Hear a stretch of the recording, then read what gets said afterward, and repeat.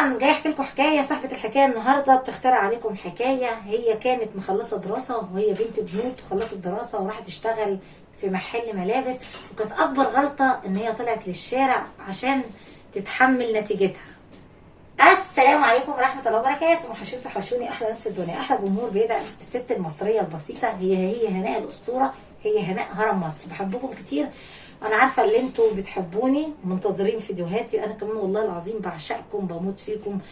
وطبعا بحب كل الناس المحترمه فوق راسي اللي بتكتب تعليق بيليق بيها، تعليق محترم من الراجل المحترم ابن البلد. انت اصلا على راسي، وشرف ليا، شرف للست المصريه بنت البلد، الست البسيطه هناء اللي بادئه معاكم من الصفر لحد ما كبرتوها.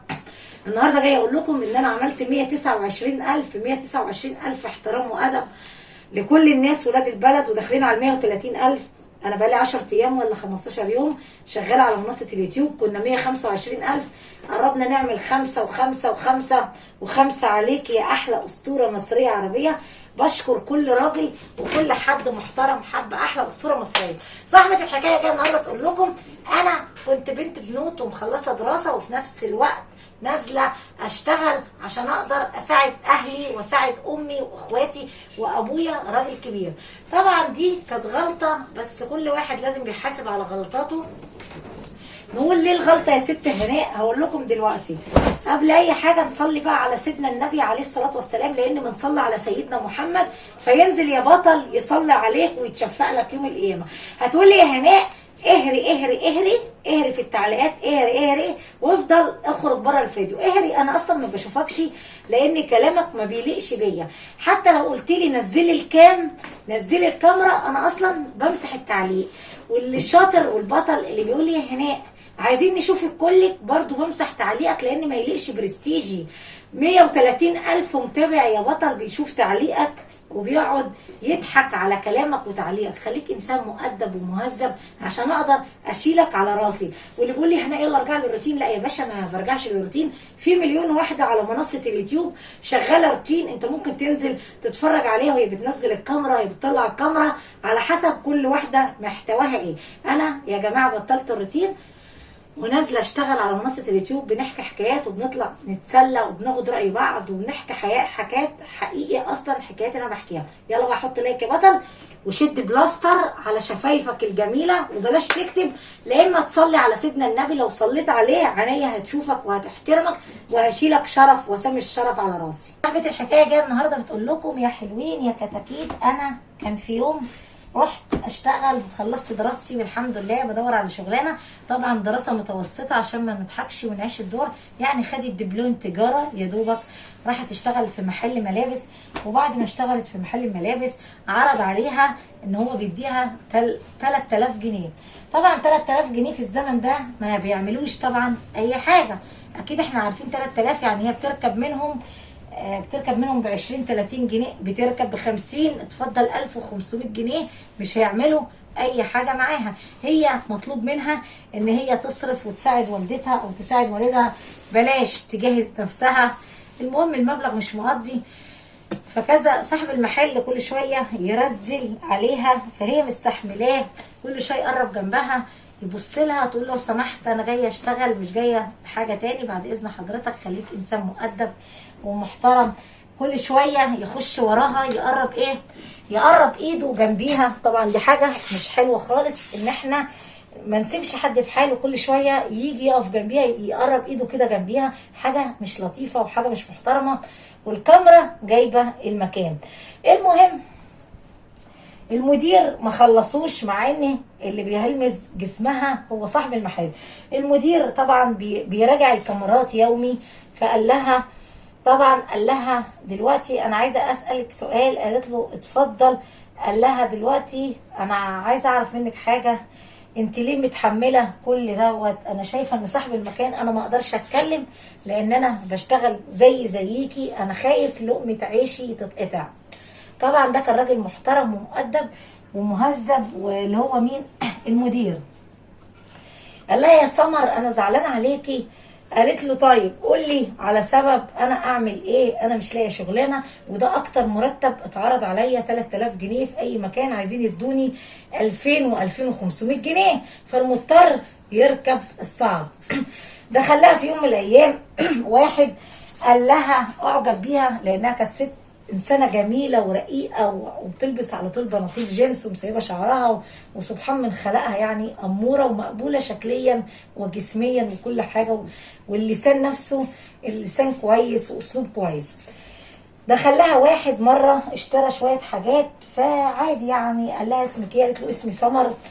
ما جاش في دماغها ان هو عايز حاجه، لا قالت له ده انت بتنقي لبس، ده لبس حريمي. قال لها انا عارف مقاس زوجتي واولادي. فنقى وخلص، وبعد ما نقى البطل مشي مفيش اسبوع ورجع تاني ورجع ليها تاني. قال لها مساء الخير. قالت له مساء النور. قال لها انت فاكراني؟ قالت له طبعا فاكراك، لان اداها 100 جنيه تبس ليها، ودي كان بالنسبه لها 100 جنيه ده رقم كبير يعني، فلوس كتيره. انت فاكراني يا سمر؟ قال لها، قالت له اه انت اللي فاكر اسمي. قال لها طبعا انا عمري ما نسيتك يا سمر ولا نسيت اسمك، عشان انت انسانه اموره وجميله. انا راجعه اشتري شويه حاجات لزوجتي وعايزه انقيهم على ذوقك. طبعا بعد ما نقت الحاجه بسم الله ما شاء الله راح مديها 400 جنيه مره واحده. قالت له بس انت مش شايف ان ال 400 جنيه انا ما استحقش ان انا اخد 400 جنيه التبس ده كله؟ قال لها لا انت تستحقي اكتر من كده. فليه بقى يا ست ليه؟ قالت له ليه استحق 400 جنيه يا فندم؟ انا ما عملتش حاجه يا فندم للي انا استحقه ده كله. قال لها يا سمر انا بصراحه عايزه اقول لك على حاجه، فرصه مش هتتعوض في الحياه ابدا. قالت له ايه هو؟ هعرض عليك عرض ب1,000,000 جنيه. انت بتاخدي هنا كام؟ قالت له يا فندم انا باخد 3000 جنيه بالعافيه وبالتلكيكه كده، باخد 3000 جنيه. قال لها طب بصي يا ستي انا هديكي 8000 جنيه. قالت له وبعدين 8000 جنيه هنعمل بيهم ايه؟ قالت له قال لها 8000 جنيه هتاخديهم هتيجي تشتغلي عندي سكرتاريه، هتردي على التليفونات، هتكتبي لي المواعيد. قالت له يا فندم انا ما خدتش كورسيه في المجال ان انا اشتغل سكرتاريه ولا اشتغل في المجال دوت. قال لها طب بصي انا عندي حته دين فكره ليكي. اول حاجه الشركه دي شركه استيراد وتصدير، انا اديكي اخلي حد يديكي كورسيه، وهي حاجه سهله. انت هتقعدي على المكتب يا سمر تردي على التليفونات، تكتبي لي المواعيد، تنظمي لي المواعيد، هاخدك معايا في كل مكان لان شكلك كتير جميل ومقبول، وانا بروح اقابل رجال اعمال بنتفق على صفقات، بتفق على شغل، كل كافيه اروحه هاخدك معايا. بس انا مش عايز منك اي حاجه غير ان حاجه واحده بس. قالت له ايه هي؟ ان انت بس تردي على التليفونات، تكوني واجهه للشركه. انا عايز انسانه جميله زيك تكون واجهه طبعا لشركه الاستيراد، لازم يكون واحده مقبوله وشكلها.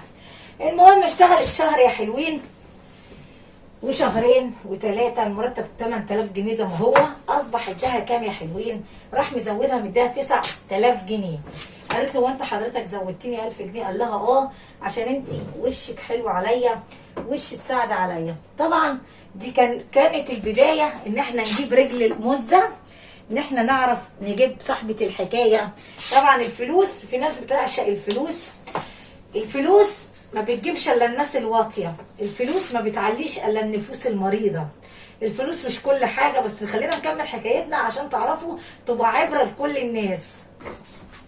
الفلوس ما بتعليش الا النفوس المريضه، واللي بيتكلم بلغه الفلوس اصلا هو بينزل من نظر هناك. خلينا نكمل بس الحكايه عشان تبقى عبره لكل الناس وتاخدوا منها موعظه يا حلوين. المهم البطل زودها 1000 جنيه، البطل الشهم كده، الرجوله ادب مش هز كتاف. قام زودها 1000 جنيه 9000 جنيه. عدى شهر 2 قال لها بصي يا برنسيسه. قالت له نعم. قال لها انا عايزك ليا اتجوزك على سنه الله ورسوله. قالت له حضرتك بتقول لي انا؟ قال لها انا اكبر منك ب10 سنين بس عادي. قالت له خلاص تعالى اتقدم لاهلي. قال لها مش هينفع اتقدم لاهلك، انا عايزك كده من غير ما حد يعرف. انا متزوج واحده بنت ناس مسؤوله في البلد، ما ينفعش ان انا اروح وانا عندي اولاد في ثانوي وعندي اولاد كبار، ما ينفعش زوجتي تعرف ان انا اتزوجت عليها، انا برضو بحبها، وفي نفس الوقت انا عايزك ليا انا لمزاجي بس فقط لا غير. قالت له هنعمل ايه؟ قال لها اتجوزك عرفي. قالت له تعالى الاهلي. قال لها لا، انا هعرض عليك عرض، هشتري لك شقه تمليك باسمك وهحط لك 250,000 جنيه في البنك باسمك. قالت له خلاص بس على شرط. قال لها انا ليا شرط واحد. قالت له ايه هو؟ قال لها الشرط الوحيد ان انت ما تجيبيش سيره لاهلك نهائي ولا حد يعرف انت بتفكري في ايه.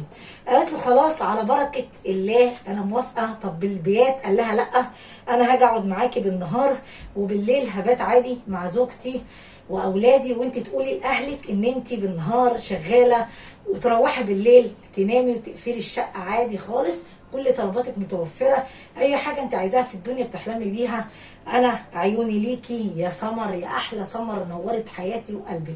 حطوا لايك بقى وسبسكرايب. طيب عدى سنه، خلاص سنه حلوه سعيده والدنيا حلوه.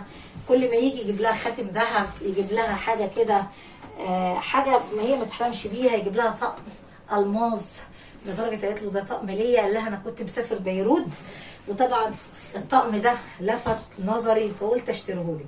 المهم عدى سنتين، راحت قالت له الصراحه انا مخبيه عليك حاجه. قال لها ايه؟ قالت له انا حامل. راح قال لها حامل؟ احنا مش اتفقنا من البدايه ان انا عندي اولاد؟ وكان متفق معاه من البدايه ان انا عندي اولاد ما ينفعش اخلف عشان زوجتي، عشان انا متجوز بنت راجل مسؤول، ممنوع ان انا اخلف منك خالص، وانسي قصه تفكير ان انت تخلفي مني طفل واظلمه. المهم البطل الشهم، احنا كنا بنقول عليه بقى بطل شهم بقى وزغل العيني بالفلوس والدنيا حلوه. المهم راحت قال لها انا بس لازم تنزلي الجنين ده. قالت له ازاي انزله ومش عارف ايه، انا كده هموت وممكن اتعب وان انا اظلم واموت طفل وانا ممكن يحصل لي اي حاجه وطبعا انا مش مضحيه. قال لها لا يا بطله، انت يبقى انت نسيتي نفسك يا بطله. انا زي ما جبتك من الشارع جربوعه انا هرجعك جربانه وجربوعه للشارع تاني، لان انت مكانك في الشارع. قالت له انا في الشارع؟ قال لها انت في الشارع قسما بالله العظيم ما هتقعدي على ذمتي ما نزلت الجنين.